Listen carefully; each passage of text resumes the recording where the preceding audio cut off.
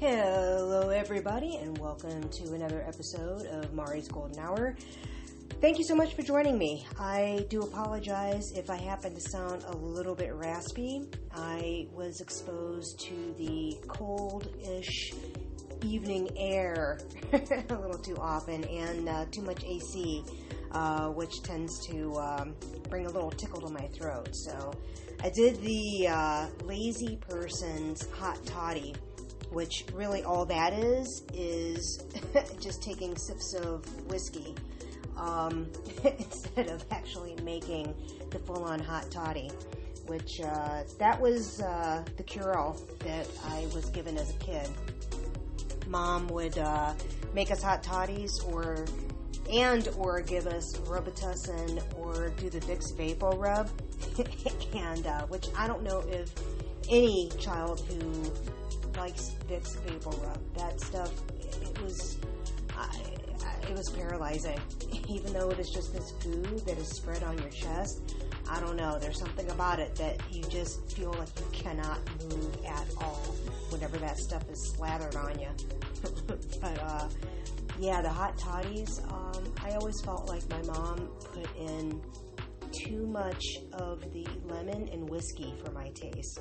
And then now as an adult, I'm all about that whiskey. So anyway, so again, I do apologize if I sound a little bit more raspy. So let's see, what happened this week?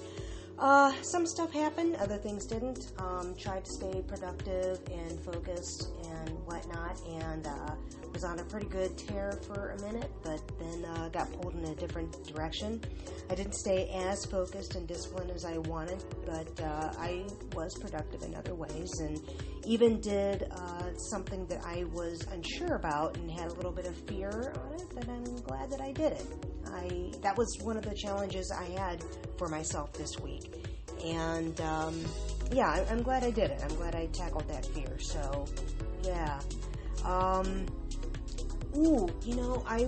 As I was being productive, I had the radio playing, and I don't know if I heard both of these songs on the same day, or if I had one song in mind, and then a day or so passed, and then this other one played. But for sure, I heard the Hall & Oates song. Some of you may or may not be familiar with it, but it's called Man Eater. And as I was listening to it, I was thinking like, why does this sound familiar? And it's because I was thinking of Stevie Wonder's Part-Time Lover. And I realized that both of them have the same time signature, and both of them have the same sort of melody. And I don't know which came first. I want to think that Stevie Wonder's song came first, but I don't know for sure. I'm sure I could easily Google this information and find out, but I never noticed it until this week that both of those songs, they sound pretty similar, which, you know, I'm sure you've heard that old adage of, well, between movies and music, that we've all heard everything before. We've all seen everything before. It's just that different songs or movies will be played out in different ways or written in different ways. So, but it's still relatively the same storyline. And much as if you're looking at the piano, a keyboard, there's only 88 keys there.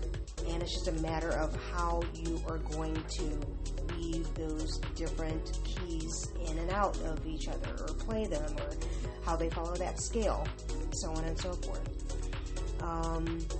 But anyway, getting back to my focus and discipline, yeah, I'm gonna try to hop back on that the horse, or the train, as you will, just maybe making some baby steps. And part of what I'm doing, as I mentioned last week, I'm trying to organize and do the spring cleaning, and yeah, I tend to look at the big picture, and then I get overwhelmed and paralyzed, or I might do comparison. Maybe I'm looking at somebody's like grand mansion and how fabulous and great everything looks, and compare myself to that. And I'm nowhere near grand mansion level, nowhere near it, and yet I'm still going to compare. So I need to shift that thinking and, just focus on what I'm doing and do my baby steps and keep it moving. So, sort of like meditation. I don't know about you guys, but every once in a while I'll hop on that meditation track and I'll notice that I'm not meditating, and then I get caught up in the fact that I'm not meditating. And sometimes it's just a matter of noticing that and, just acknowledging it and get back on the meditation track. Just do it. Let's see, what else I've come across?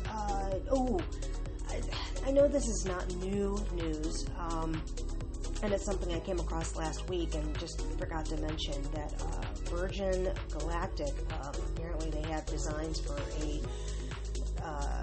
a new spaceship, and they showed photos of the interior, and honestly, I can't keep up between like the whole SpaceX thing, which I don't know if that's something similar, if it's a different company, if they're doing something completely different as far as what their goals are concerned, or if this is just a race between different companies on who can create the next luxury spaceship for regular people to go into. And I say regular with air quotes because the people that are going to go out into space, they're not going to be average people.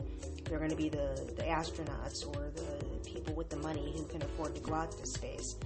But I don't know, I can't keep up with it, and all that I can see is that it seems like all these people are focused on going out into space as opposed to focusing on our own planet and maybe making improvements to our planet, or I don't know, maybe stop the raping and pillaging of what we have going on Mother Earth, and let's worry about what we have going on here, this planet here and now, and let's make it habitable again. Let's get rid of the toxic crap in the air and the toxic stuff in the water and the toxic stuff that we eat instead of focusing out in outer space.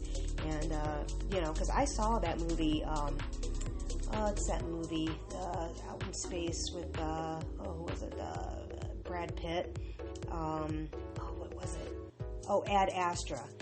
And I don't want to spoil anything about it, but I saw that movie, and I saw the one with in the sea, which I know there's a bunch of sea and space movies, but let's see, the one with Kristen Stewart, she was deep, like Marina Trench deep, or maybe even deeper than the Marina Trench.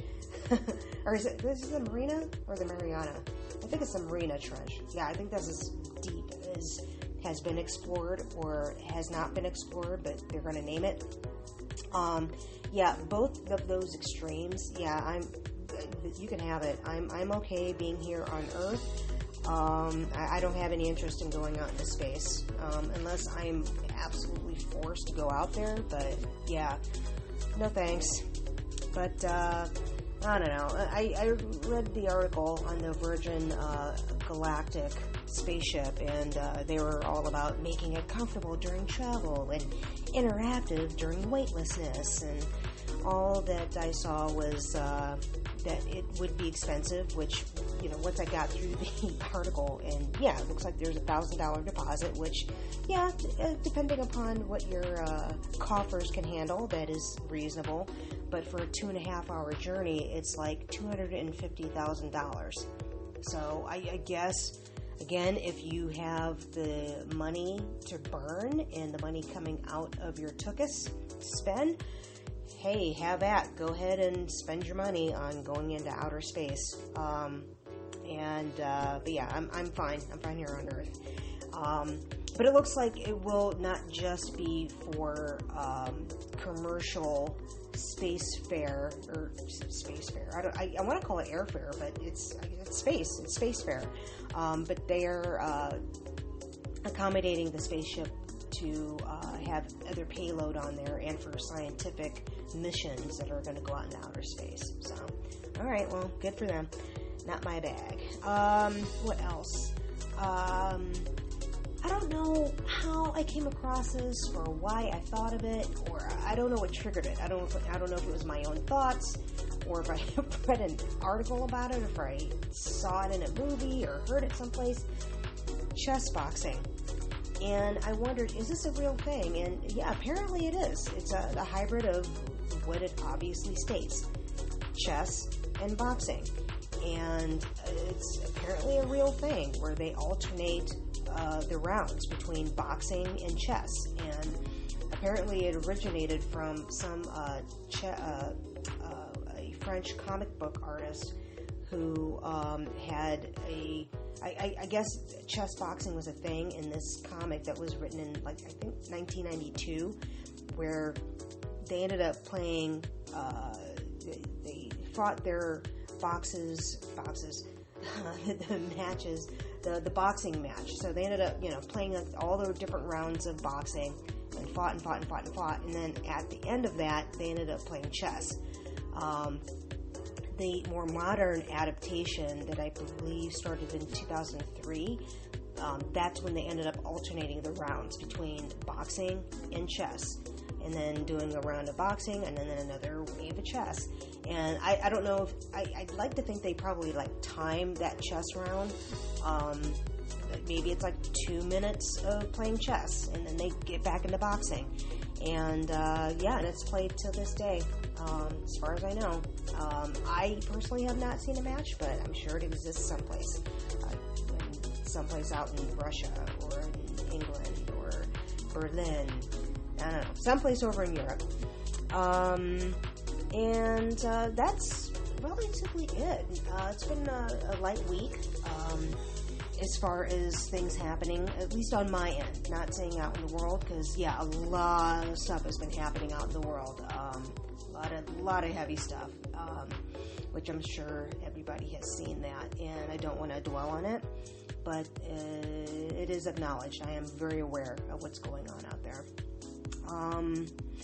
But to spread a little bit of levity, and I know I mentioned this last week, but if you haven't checked it out, look at the, I think it might be, I don't know if it's a podcast or if it's aired episodes on the BBC, but it's called Nadia's Time to Eat. You can look that up and check out her recipes. They are apparently easy and quick, and they just look delicious. You just have to change over the metric system from what they have, from milliliters and liters into cups and teaspoons and all that stuff. So, or I guess you can just eyeball it and make it your own, which, that's what a lot of recipes are anyway. But they look delicious.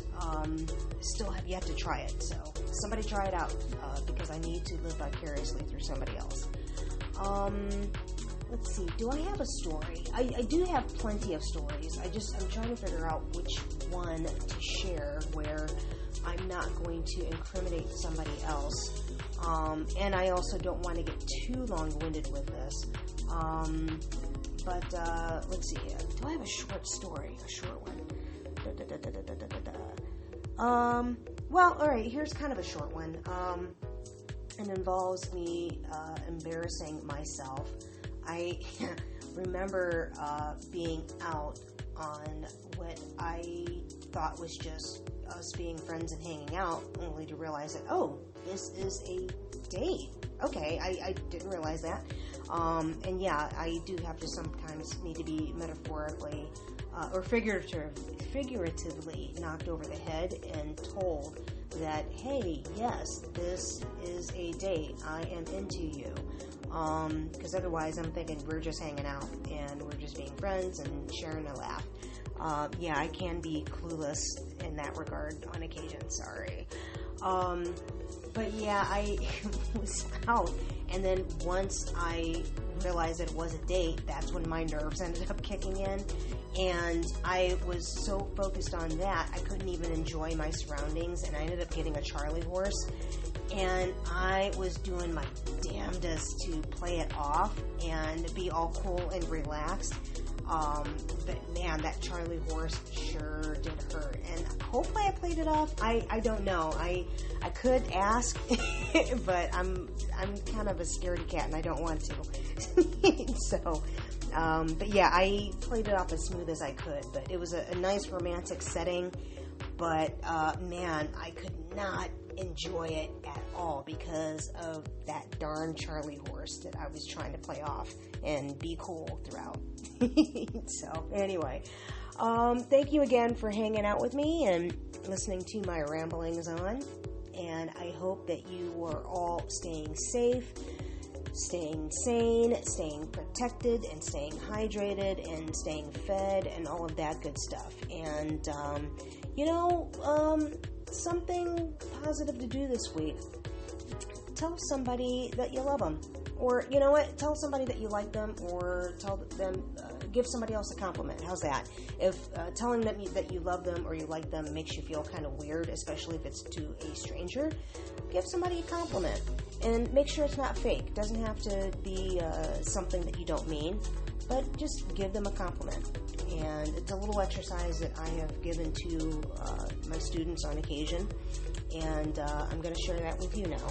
Give somebody else a compliment. You have no idea how much that little bit of kindness will make somebody else's day.